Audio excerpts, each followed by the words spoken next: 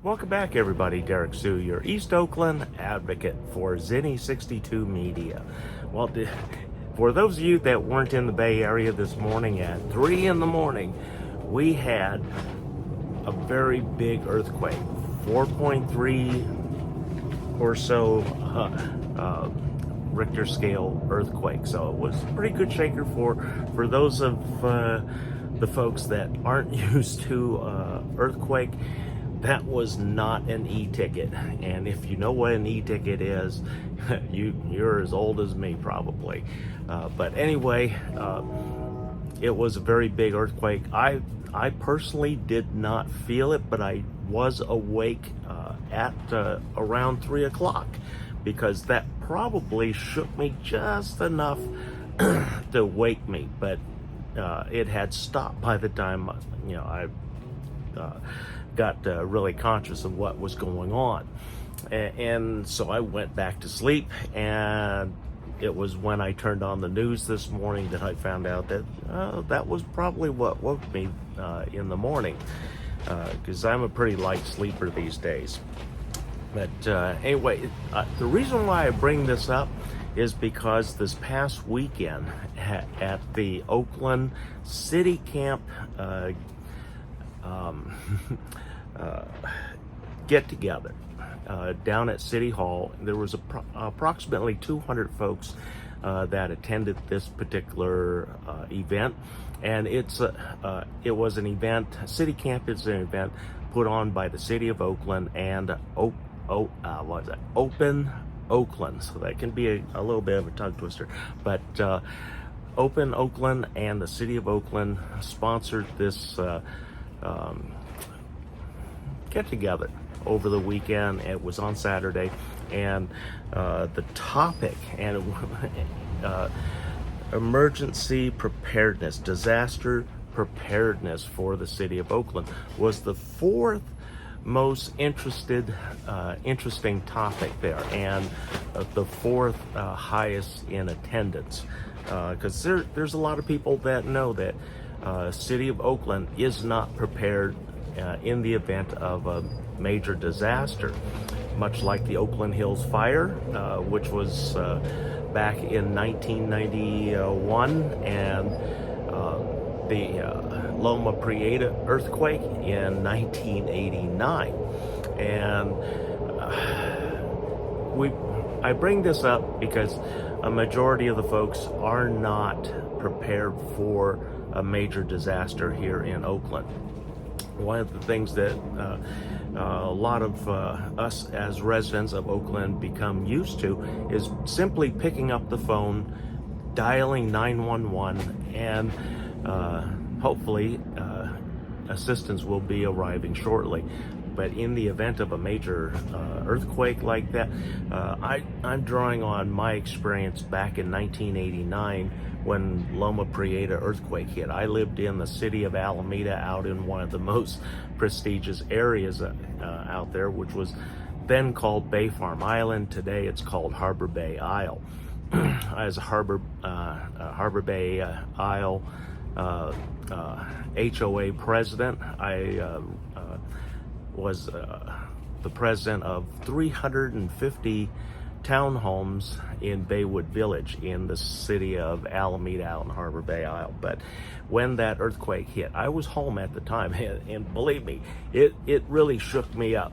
But I felt it coming because my home was a slab floor at the time, and so you could feel the rumblings coming, and then all of a sudden the shaking starts, and then it was absolutely shocking as to how viscous and fluid 8 inches of concrete can become in the event of a earthquake like that. And I was literally going up and down in my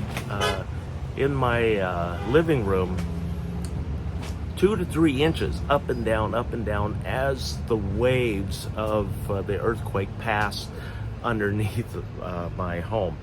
And I was on the townhome that I had. Baywood Village was actually built on bedrock, so we didn't have to worry about liquefaction out there, but liquefaction did happen out in the business park, and the business park was closed for nearly a week for repairs to be done, and it was very interesting back then. But another thing that we take for granted is that law enforcement would show up, fire department would show up, ambulance would show up, or fire rescue would show up when we call 911. Well, back then, 911 was not available because all the phone lines were down, because PG&E was out area wide. All of Alameda is an independent Bureau of Electricity, but it is supplied to them by PG&E's transfer lines. But there was no power for, in some places, hours, in some cases, several days. Out in Harbor Bay Isle, we had intermittent power for nearly 2 days, and it was mostly off. And so my wife couldn't go to work, I didn't go to work, and neighbors, all of us neighbors, we all gathered together. We had, we called cul-de-sac parties, and then this way we could combine resources until things get to a place a little bit of normalcy, which took 3 days. So that's why when you hear on the media, plan for 3 days, I say plan for 7.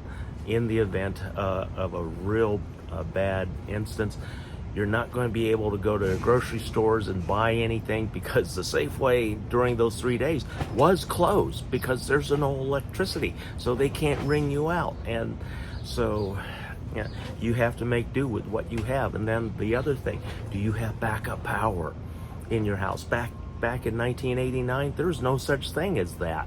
You were completely dependent upon the utilities. Today, you have options. You can have a generator and or solar electricity. I have solar electricity here, so I never have to worry about where my electricity is coming from.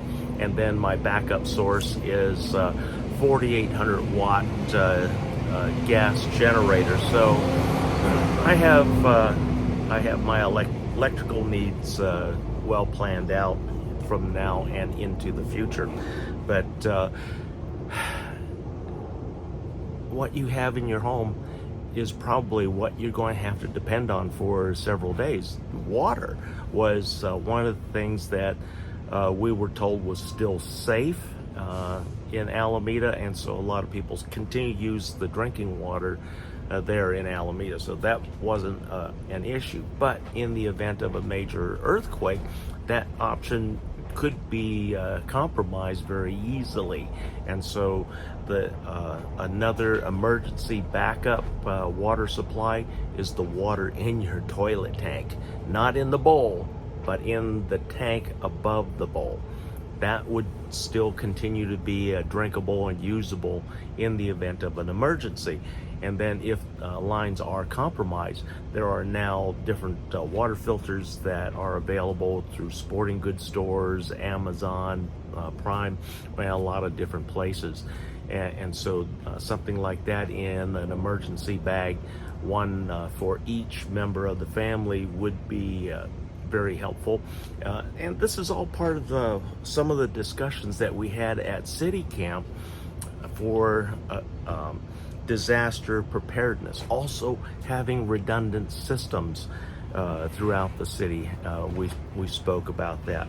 But this earthquake is a reminder, especially for those living in California, that we live in earthquake country. And this can happen at any time, day or night, and without any kind of warning. And last time, with the Loma Prieta earthquake, that was quite a shocker. That was the biggest earthquake that I had ever experienced. That was, I believe, finalized at 6.9. It was under 7.0, so significantly bigger than this morning's. This morning, it's like, oh, I literally can sleep through those, at 4.3, 4.6. Anything under 5.0 for me really doesn't do much. It'll rattle the home a little bit, but it's the type of earthquake. And today's earthquake, the center of the earthquake was in Berkeley on the Hayward Fault. That was one of the things that people have been fearing for decades, because a big earthquake historically has hit the Hayward Fault every 150 years, and right now we're sitting at 157 years of inactivity from the Hayward Fault. So that's this morning's warning. Could be an early morning warning, wake-up call to get prepared. And if something does happen and you don't have resources, this is something that you have to plan for. If you don't have resources and you have not planned ahead, probably, unless you have a lot of experience in living in the outdoors, you're going to have a very rough time, especially on your needs for water. And if the stores aren't available, where are you going to get water? Perhaps a fire hydrant.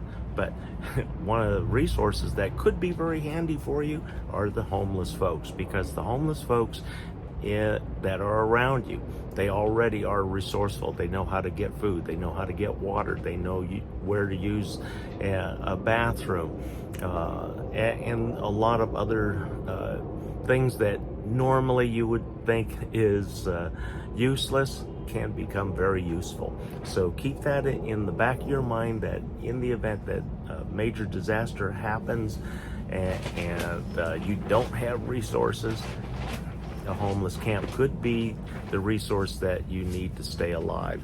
But it is a wake-up call, and cities have to be prepared for disasters, whether it be for fire, like we had in the Oakland Hills firestorm, earthquakes, tornadoes, hurricanes. Depending on the region that you live in, you need to be prepared. Thanks for joining me today. We'll be right back. And if you're not already subscribed to Zenny62 Media, please do so.